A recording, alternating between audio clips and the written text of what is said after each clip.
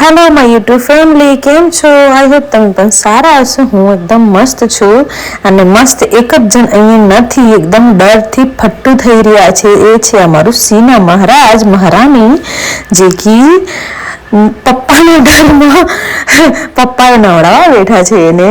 And આમ તો 80% હું જ નવડાવું છું, 1-2% એના પપ્પા નવડાવે છે, જેમ કે મારા હસબન્ડ રાજ નવડાવે છે. સો આજે વારી છે એમની વારી, એટલે કે એના હાથે ચડી ગયા છે કે ચલો ભાઈ આજે સીનાને હું નવડાવીશ. મારું છોકરું સીનું સિરિયસલી એટલું અંદરથી ડરી ગયેલું છે. ડરી એટલે કે એ નવડાવે ને એટલે એને આમ કહેવાય ને કે ખબર નહીં, બહુ ડર લાગે. મારતા તો નથી એવી રીતે કહીએ કરીને, પણ કેવું કે એક હોય ને કે મેલનું અવાજ હોય, બેસી જાય એવી રીતે.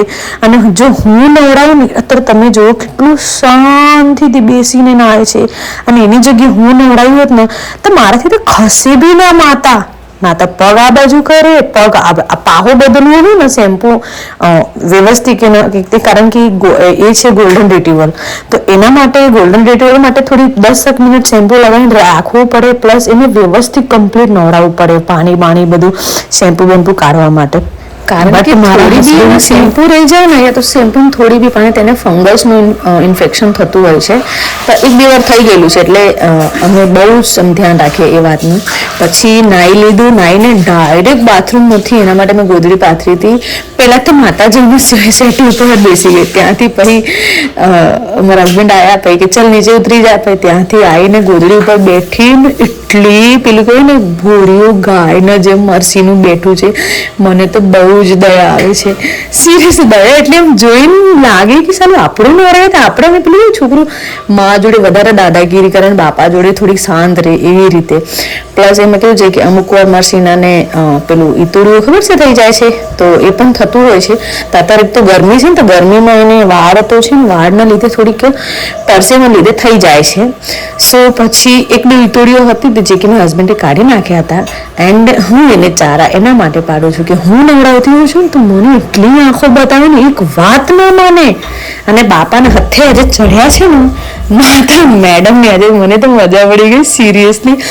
એકદમ શાંત, સિરિયસ, મતલબ કહેવાય ને કે એકદમ ગાય જેવી ચૂપ, કશું જ નહીં બોલવાનું. મસ્ત મારા હસબન્ડ એને ક્લીન કર્યા, 4-5 આઈ થિંક ઈતોડીઓ નીકળ્યા સિરિયસલી યાર. પછી 10 મિનિટ થોડી તાપમાં બેસાડ્યા અમે. એના પછી એના માટે વેક્યુમ ક્લીનર કાઢ્યા. પછી વેક્યુમ ક્લીનરથી નહીં મજા આવી. પછી બ્રોવર આવે છે ને, જે કે હેરને એનાથી થોડી ડ્રાય જલ્દી થઈ જાય છે, પ્લસ એને હેરને ડ્રાય બી કરવું પડે, કારણ કે ભીના રહી જાય ને તો કેવું છે કે ગાંઠ જેવું થઈ જાય છે.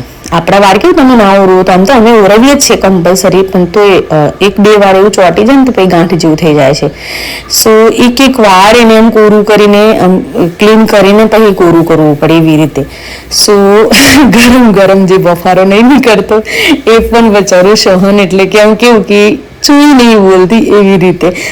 હું અને મારી નાની છોકરી અમે બંને જણ ઓળખી જઈએ. સીનું એકચ્યુઅલી સોંગ મારા ઘરે છે ને સોંગ વાગે છે, બકોઝ હું રિયલ બેકગ્રાઉન્ડ તમને સંભળાવત, પણ એટલા માટે હું પોતે ડબિંગ કરું છું. સો એ વસ્તુ મને બહુ જ મજા આવી. મારા સીનાની આજે ફાટી ગઈ. ફાટી એટલે કે ખોટી રીતે નથી બોલતી, મને બહુ આમ શાંત કહેવાય ને કે કોઈની સામે કોઈ ડરીને બેસી શકે, તો એ અમારા સીના દેવી, સીના મહારાજ જે પણ એને બોલું ને આજે શાંતિથી બેઠી છે. સાચું કહું, કશું જ બોલવાનું નહીં. તમે મારી હારે જે કરવું એ કરી લો, પપ્પાને હું કશું જ નહીં બોલું. એમ કે ઊભું થઈ જા તો સીના મહારાજ ઊભું થઈ જશે, એમ કે સીનું બેસી જાય તો બેસી જાય. 10-15 મિનિટ તો લાગે એને ડ્રાય કરવામાં, કારણ કે વાળ પેલું હોય ને તો પ્રોપર ડ્રાય કરવું પડે. કારણ કે પ્રોપર ડ્રાય ના કરીએ ને તો પછી અમુક જગ્યાએ વાળ રહી જાય, અમુક જગ્યાએ પછી પાછળથી ચોંટી જાય ને પાછળથી પછી ખબર પડે. તો આગળ પાછળ બેક ફ્રન્ટ બધી બાજુ એને ડ્રાય કરીને પછી એકદમ આપણું માથું ઓરવીએ ને એવી રીતે એને માથું ઓરવવું પડે, ક્લીન કરવું પડે, જે કે અત્યારે ચાલુ છે. सीना महाराज, तुमको कैसा लग रहा है नींदी करके? सीनू, मारो छोकरो फट्टू આજે એને ફાટી ગઈ એને બાપાને સામે નીંદી કરવામાં. એની માને માં નવડાવે તો ભી આમ ખાલી પગ કરે. સીનું આમ કરના તો પાછું મસ્ત ના કરવા દે છે. સુંદરું લઈ આજે ખા બાપાની હાથની ચાટા. અરે કે ખાધું તો નહીં પણ कैसे हालत है तुम्हारा आज की हालत थी? એને તો મજા આવી ગઈ એ સક્કર જૂના પણ યાર કેવું થઈ ગયું છે.